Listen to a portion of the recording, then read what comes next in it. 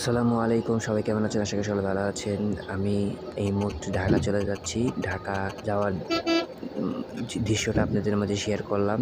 আপনাদেরকে দেখাচ্ছি ঢাকা যাওয়ার জন্য। দেখেন বন্ধুরা, এখন আমি যে নদীটা পার হচ্ছি এটা একটা খরস্রোতা নদী ছিল। এই নদীর নাম ছিল ধলেশ্বরী নদী।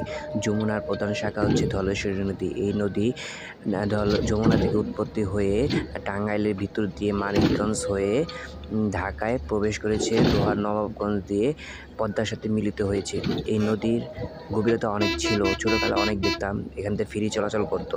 আর এই যে দেখেন, আমি বাসের উপর বসে আছি। আমি এখন ঢাকা যাচ্ছি। সবাই দোয়া করবেন যেন সুস্থভাবে ঢাকায় পৌঁছাতে পারি এবং কাজটা শেষ করে আবার সহি সালামতে বাড়িতে ফিরতে পারি।